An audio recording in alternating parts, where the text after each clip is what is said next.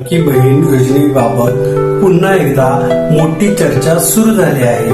पुढील हप्ता, संभाव्य प्रक्रिया आणि लाभार्थ्यांसाठी महत्त्वाचे संकेत समोर येत आहेत. पण नेमकं काय आहे हे अपडेट? चला जाणून घेऊया.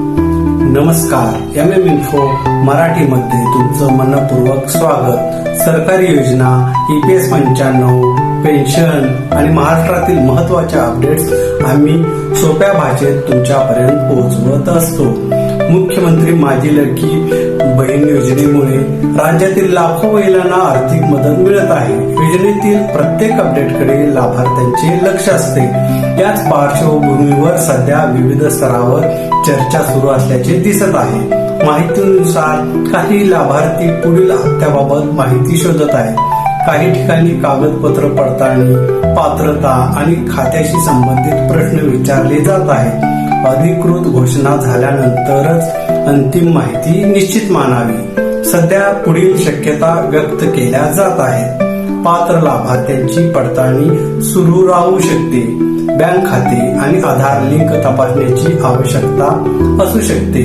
अधिकृत सूचना आल्यानंतर पुढील प्रक्रिया स्पष्ट होईल. ही सर्व संभाव्यता असून अधिकृत घोषणा झालेली नाही. तज्ज्ञांच्या मते सरकारी योजनांमध्ये अफवांवर विश्वास ठेवण्याऐवजी अधिकृत माहितीची वाट पाहणे महत्वाचे असते. अधिकृत वेबसाईट किंवा शासनाच्या सूचनांचाच अंतिम मानावे. पुढील काही दिवसात शासनाकडून नवीन सूचना किंवा स्पष्टीकरण येण्याची अपेक्षा व्यक्त केली जात आहे. अधिकृत अपडेट आल्यानंतर लाभार्थ्यांनी त्यानुसारच पुढील प्रक्रिया करावी. तुमचा हप्ता वेळेवर मिळाला का? कमेंटमध्ये हो किंवा नाही नक्की लिहा आणि शेवटपर्यंत पहा, कारण शेवटी महत्वाची सूचना आहे.